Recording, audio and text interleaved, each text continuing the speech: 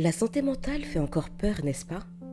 Parce que même si on en comprend l'importance, elle nous renvoie à une partie de nous qu'on préfère ignorer. Vous voyez, lorsqu'on parle de santé physique, tout est clair.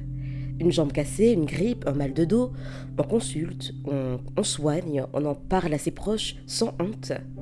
Mais dites, je traverse une dépression, ou je fais des crises d'angoisse, ou alors je ne vais pas bien. Et soudainement, le silence s'installe. Les regards changent, les mots deviennent maladroits. Ah, Et pourquoi? Parce que notre société a longtemps valorisé la performance, la maîtrise, le contrôle. Et tout ce qui sort de cette image parfaite de la personne forte devient suspect. Pendant des décennies, on a associé la santé mentale à la faiblesse, à la folie ou au manque de volonté, à la paresse.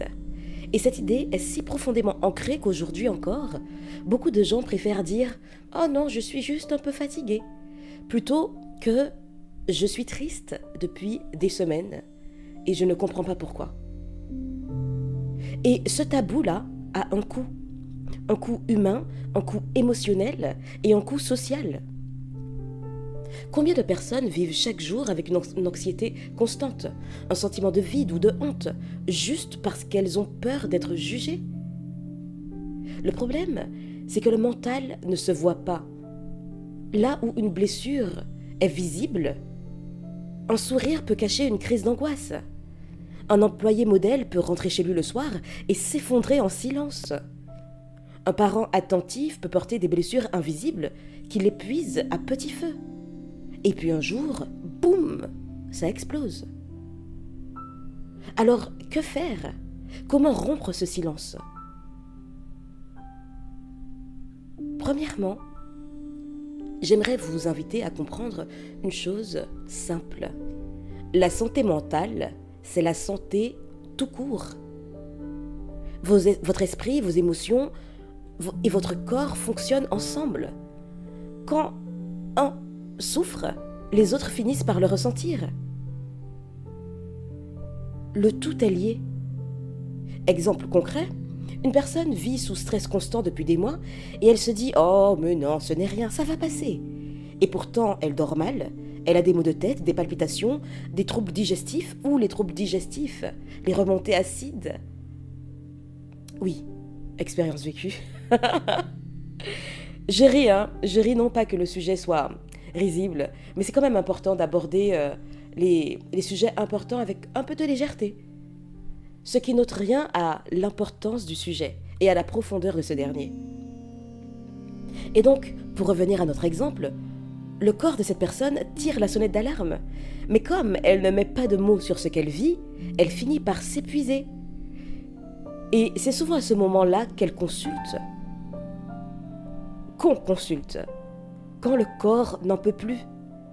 Et c'est pour ça qu'il faut apprendre à écouter ce qui se passe à l'intérieur avant que ça ne déborde. Prendre soin de sa santé mentale, ce n'est pas un luxe. C'est un acte de prévention, au même titre que manger équilibré ou faire du sport. Alors, je vous invite à observer votre quotidien.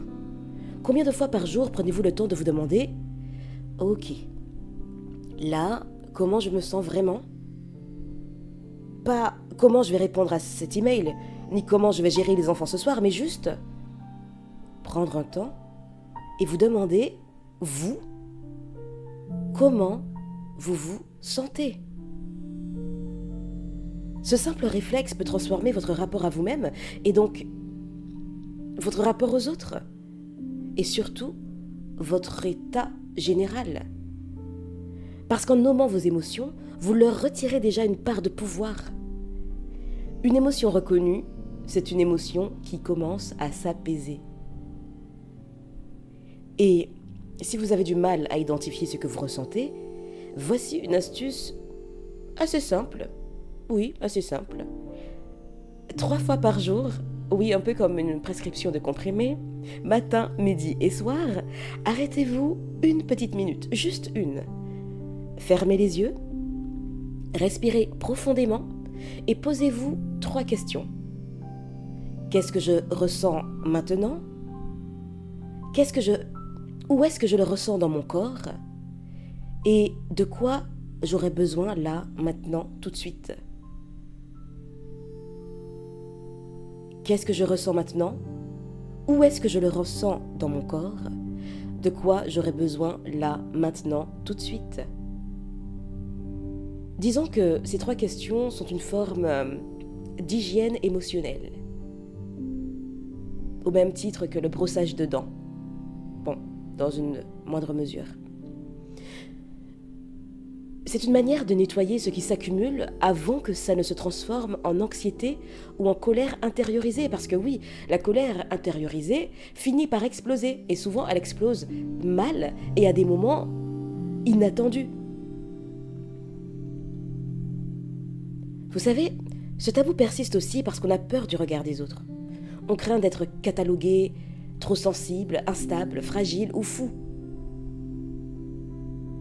Et pourtant, à bien les regarder, la plupart des gens autour de nous portent eux aussi une forme de fêlure. Oh, j'en suis sûre à 99,9999 9 à l'infini %. La différence, c'est que certains ont appris à en parler et d'autres non. Quand quelqu'un vous demande « Ça va, Gauthier ? Ça va, Ernesta ?» Osez dire « Ah, aujourd'hui pas trop, mais j'y travaille. » C'est assez simple, mais ça ouvre déjà la porte. Ça normalise le fait qu'on peut ne pas aller bien tout le temps. Et c'est parfaitement humain, c'est normal. Normal. Et donc petit à petit, c'est comme ça que le tabou s'efface. Par la parole, par la vulnérabilité partagée, par le courage d'être vrai. Et oui, je parle de courage. Dans un monde où il faut un peu suivre le move, suivre la masse, se fondre dans la masse. Être vrai, être soi demande du courage. Et puis, il y a aussi cette fausse idée qu'on doit tout gérer seul. Non, c'est bon, ça va, je gère. Non, c'est bon, je gère. Qu'aller voir un psy, un thérapeute ou demander de l'aide, ou aller sur un pas vers soi et commencer un programme de développement personnel, c'est un aveu de faiblesse, alors que non, c'est tout l'inverse en réalité.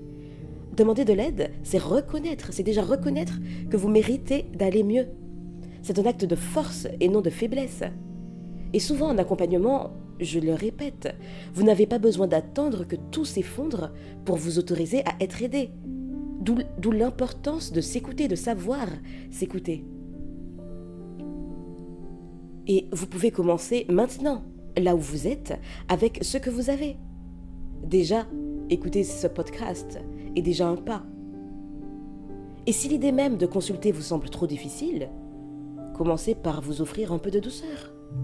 Un moment de silence, une marche sans téléphone. Attendez, je vais répéter. Une marche sans téléphone. Sans téléphone. Un journal dans lequel posez vos pensées, un audio apaisant.